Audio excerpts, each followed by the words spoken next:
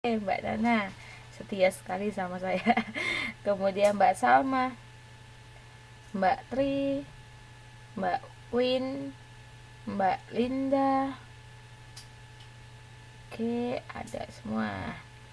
Mbak V, Mas Teng, Mbak Wati, Mbak Ian, Mbak Yuliana, Mbak Marlina Jaini. 1 2 3 4 5 6 7 8 9 10 11 12 13 14 15 16. Ini 17. Mbak Salma ada 2 akunnya ya. Ada Salma 1 sama Amoy Mochi. Salma 1 siapa dong? Ini Salma 1 siapa? Soalnya di sini 17. Salma 1 siapa? Ada yang tahu?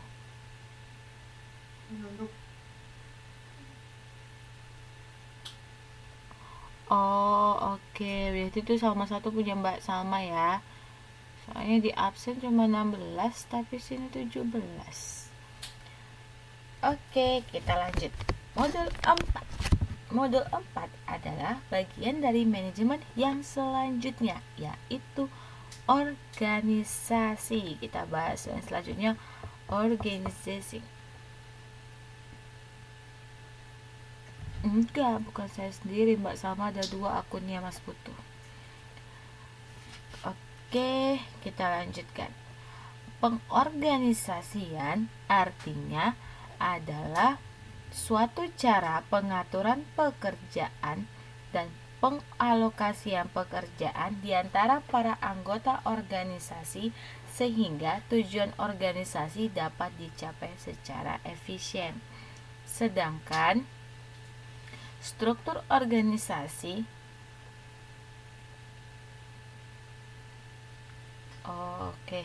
makanya ada 2 namanya di sini. Struktur organisasi mengidentifikasikan tanggung jawab bagi masing-masing jabatan pekerjaan dan hubungan antara jabatan-jabatan itu sendiri. Jadi, nanti di struktur organisasi ini kita akan belajar tanggung jawab di masing-masing departemen. Nanti ada yang namanya departementalisasi. Ya, gitu. Kemudian dalam rangka mengimplementasikan dan mengembangkan kerjasama membutuhkan dasar-dasar pengorganisasian secara intensif. Di antaranya yaitu ada asas kejelasan tujuan, yaitu tujuan adalah arah yang harus dijadikan pedoman dalam melaksanakan pekerjaan.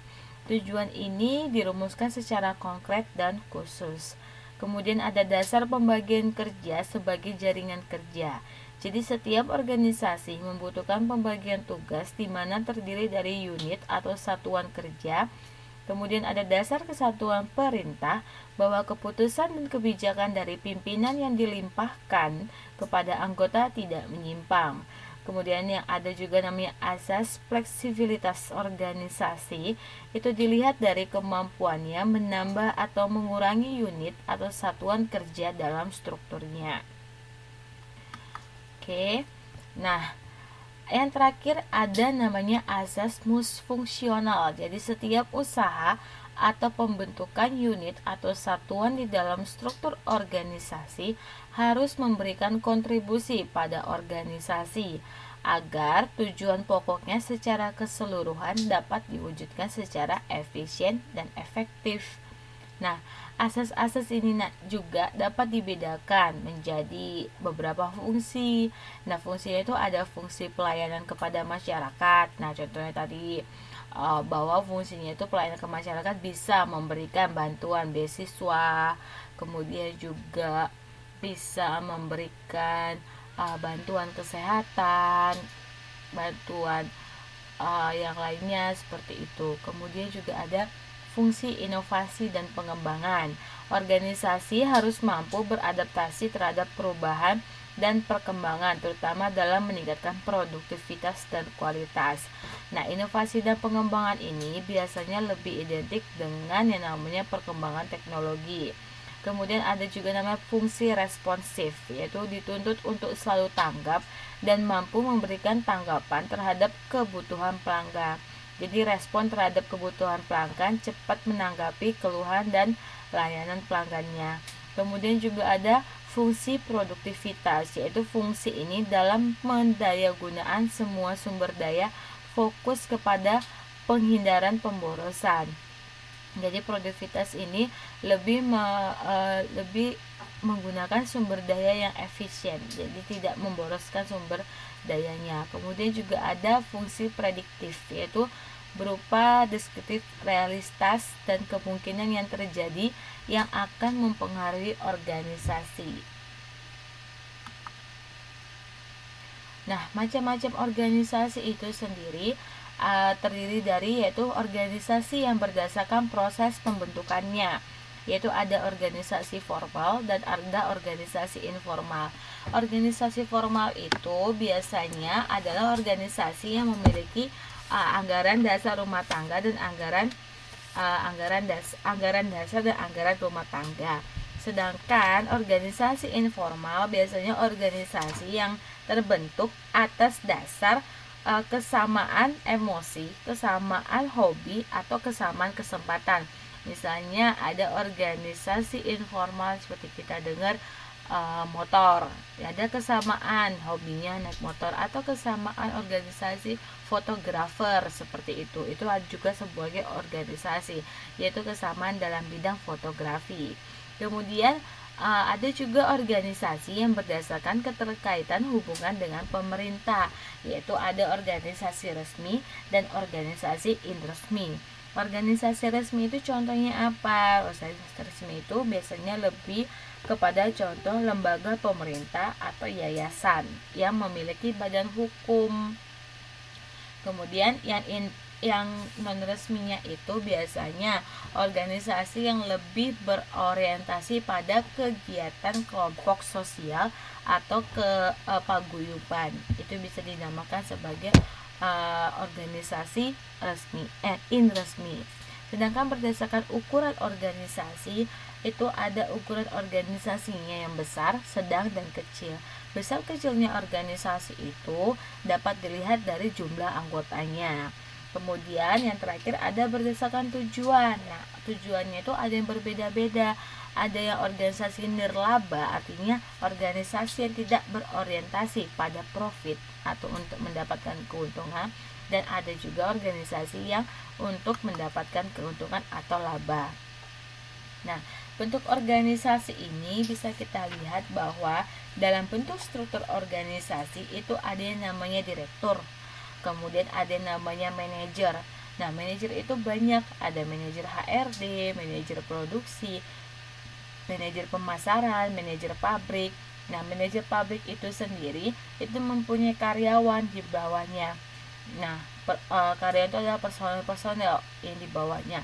Kemudian di bawah personel itu misalnya di bawah manajer itu ada supervisor. Nah, di bawah supervisor ada pelaksanaan teknis atau yang biasa kita sebut dengan pelaksanaan operasional. Nah, unsur-unsur struktur organisasi terdiri dari spesialisasi aktivitas yang berkaitan dengan spesialisasi tugas individu dan kelompok kerja dalam organisasi dan bersatu di dalam departementalisasi. Jadi, setiap individu akan bekerja sama dalam satu departemen. Kemudian juga ada standarisasi kerja yang merupakan sekumpulan prosedur yang digunakan organisasi untuk melaksanakan berbagai aktivitas sesuai yang direncanakan di jadwal. Kemudian ada koordinasi kegiatan yang menunjukkan sejumlah prosedur yang menyatukan fungsi satuan-satuan kerja. Ada sentralisasi dan desentralisasi, yaitu pembuatan keputusan yang menunjukkan individu memiliki kekuasaan dalam organisasi. Kemudian ada ukuran kerja yang menunjukkan jumlah karyawan dalam kelompok kerja. Nah, struktur organisasi formal itu memiliki 5 aspek. Nah, aspek yang pertama ya di mana dalam organisasi formal itu ada pembagian kerja, yaitu setiap dan setiap kotak itu mewakili individu atau satuan organisasi yang bertanggung jawab terhadap kegiatan organisasi. Kemudian adanya rantai perintah, yaitu memperjelas hubungan antara atasan dengan bawahan dari mulai jenjang yang tinggi hingga karyawan rendah. Kemudian ada jenis pekerjaan berisi label singkat menunjukkan pekerjaan dan tanggung jawab yang berbeda-beda. Kemudian ada pengelompokan aktivitas, yaitu keseluruhan bagan memperlihatkan sejumlah aktivitas organisasi dibagi berdasarkan fungsional dan divisional. Kemudian ada hierarki manajemen, yaitu menjelaskan keseluruhan hierarki manajemen. Jadi yang perlu diingat 5 aspek unsur ini, yaitu ada pembagian kerja, rantai perintah, jenis pekerjaan, pengelompokan aktivitas, dan hierarki manajemen. Nah, departementalisasi ini apa? Teman-teman ada yang tahu?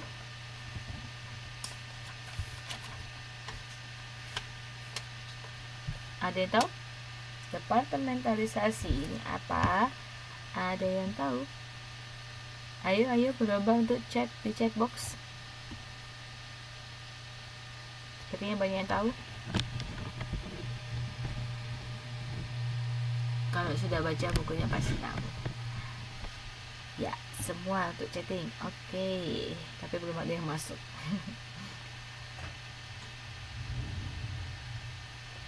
Ya, semua udah mulai ngetik. Ayo, apa itu departementalisasi? Pembagian menjadi beberapa departemen, kata Mbak Yan.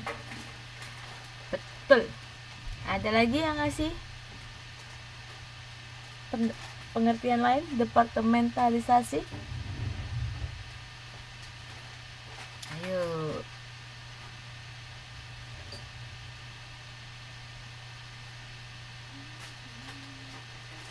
Pengelompokan kelompok kerja, kata pasti. Ya. Pengelompokan dari berbagai aktivitas kerja suatu organisasi, kata Mbak Isna. Kata Mbak Tri, usaha mengelompokkan bersama sejumlah pekerjaan.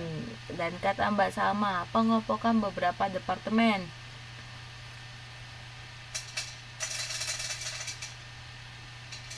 Kata Mbak Cici, pengelompokan sejumlah pekerjaan difasilitasi dengan mengelompokkan para spesialis bersama-sama dalam sejumlah departemen. Kategori tenaga kerja. Kata Mbak Nana, usaha bersama sejumlah pekerjaan. Oke. Ada lagi? Ini Mbak Wati lagi sedang mengetik, Mbak V juga sedang mengetik. Ya, Mbak Wati bilang penyaringan penerimaan karyawan, menilai kualitas karyawan, dan menentukan tempat keahlian. Ada juga pengelompokan bersama sejumlah pekerjaan. Ya, benar.